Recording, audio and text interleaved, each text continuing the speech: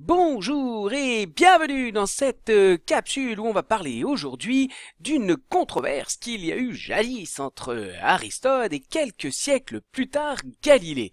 Le problème portait sur le fait de mécanique qui dit que l'interrogation qui dit que peut-il y avoir un mouvement sans force? Eh bien, pour Aristote, la réponse était clairement oui. 4 siècles avant Jésus-Christ, Aristote pensait qu'une force provoque un mouvement, mais pour que le mouvement continue, il faut maintenir cette force. En fait, Aristote se trompait. Eh, c'est un petit lapin. En fait, la force ne modifie pas réellement le mouvement. C'est Galilée qui, au XVIIe siècle, presque 2000 ans plus tard, mise en évidence l'erreur d'Aristote. La classe. Alors pour ça, il fit un enregistrement, il fit glisser un boulet sur un plan incliné et réussit à faire entre guillemets, une chronophotographie avec les moyens de l'époque. Et il observa, comme ceci, que dans un premier temps, la bille avait un mouvement rectiligne, mais uniformément accéléré, puisque on constate ici sur cette chronophotographie que chaque point est de plus en plus éloigné, ce qui signifie que la vitesse augmente. Quant à la deuxième partie du mouvement sur la partie plane ici, eh ben, grâce, avec les moyens de l'époque, à une sorte de chronophotographie, Galilée mit en évidence que le mouvement était certes rectiligne, mais uniforme. Si on fait un bilan des forces sur les deux phases, dans chaque cas, il y a le poids de la bille, ici, et la réaction du support. Dans cette petite partie, on va négliger les frottements. Alors si on cherche la résultante des forces, c'est-à-dire la somme des forces, si on associe le poids et la réaction, on obtient ici qui a la direction du plan incliné. La somme des forces n'est pas nulle. Il y a bien une force qui permet d'accélérer le mouvement. Mais sur la deuxième phase, si on fait le bilan des forces, on a bien évidemment appliqué au centre de gravité, dirigé verticalement vers le bas, mais il y a aussi la réaction du support, et oui, puisque sinon, la bille aurait un mouvement, si la réaction par exemple était plus faible que le poids, dans ce cas-là la bille s'enfoncerait dans le support.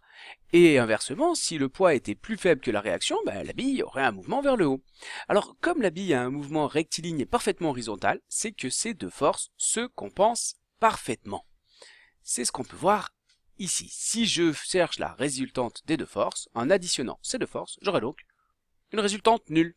Et pourtant, il n'y a pas de force, et pourtant la bille avance. C'est là que Galilée a prouvé que l'hypothèse d'Aristote était fausse. Alors aujourd'hui, on retiendra ceci sous la forme suivante. Lorsqu'on a un mouvement rectiligne et uniforme, donc en ligne droite et à vitesse constante, la résultante des forces est nulle. Ou si vous préférez, la somme de toutes les forces appliquées au mobile est nulle. Et ceci est valable dans les deux sens. Ce qui signifie que si on a un mouvement rectiligne uniforme, en ligne droite, vitesse constante, la somme des forces est nulle, mais l'inverse est vrai, c'est-à-dire que si la somme des forces appliquées à un système est nulle, cela signifie obligatoirement qu'on a un mouvement rectiligne et uniforme. Enfin, pas tout à fait, puisqu'il existe un cas particulier, c'est le cas particulier du repos.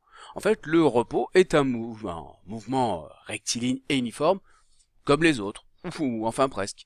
Un objet peut être au repos s'il est soumis à des forces qui se compensent, et si un objet est soumis à des forces qui se compensent, il a soit un mouvement rectiligne uniforme, soit il reste au repos.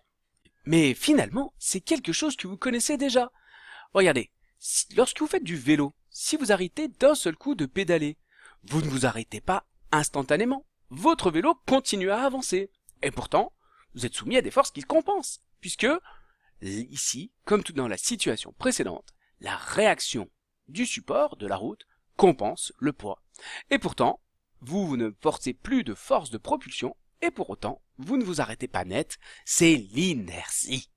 C'est également ce qu'il se passe lorsqu'un objet se trouve dans l'espace. S'il a une vitesse initiale, cet objet continue à avancer en ligne droite à vitesse constante sans s'arrêter. Voilà. Ouais. Oh. Aïe, aïe, ça fait vachement mal. Et arrête. Qu'est-ce qui se passe? C'est rien, c'est l'inertie. Eh, je suis en inertie.